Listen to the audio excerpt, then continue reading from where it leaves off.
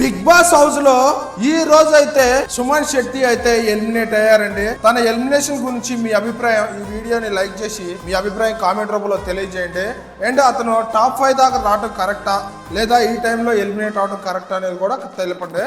నాకైతే కరెక్ట్ టైంలోనే ఎలాంటి ఈ సీజన్లో బిగ్ బాస్ తెలుగు 9 సీజన్లో కొంచెం జెన్యున్గా ఉంటాం, కానీ ఏం తెలియదు ఎట్లా మాట్లాడాలి, స్ట్రాటజీలు ఏం చేయాలి, ఓహో అట్ట మాట్లాడాలా, ఓహో ఆ కెప్టెన్సీ టాస్క్లు అట్ట ఎన్ని పోటీ పడవాలా, అది చేయాలా ఇది చేయాలా, అదేం లేదు పాపం.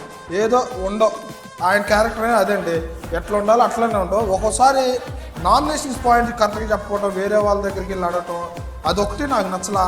ఒక్కోసారి కూడా చేసిండు ఆయన. అండ్ తన ఏవి షూట్లో కూడా బర్నీ గారు వాళ్ళిద్దరు బాండింగ్ కూడా నెంబర్ 1 ఉందండి. చాలా జెన్యున్ ప్యూర్ ఎమోషన్. ఇక వాళ్ళిద్దరు బర్నీ గారి సుమన్ శెట్టి ఖచ్చితంగా బయటకు వెళ్ళాక సినిమాలు తీస్తారు.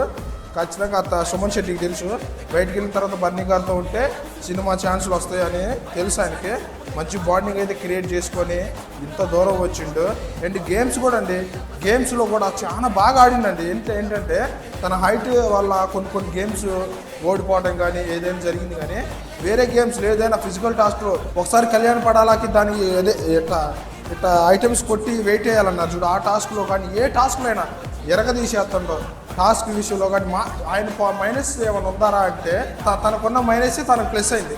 ఏంటంటే అన్నెసరీగా గొడవ పెట్టుకోకుండా ఉంటాం, బ్యా అని అరవకుండా ఎక్కడ మాట్లాడాలి అక్కడ మాట్లాడతాం. అది కొంతమందికి మైనస్ అనిపించింది, నాకు కూడా అనిపించింది. ఏంటి ఈ సుమన్ శెట్టి అసలు అసలు ఏం మాట్లాడా, ఇద్దరు మాట్లాడమని చెప్పంటారు ఆయన అనిపించింది.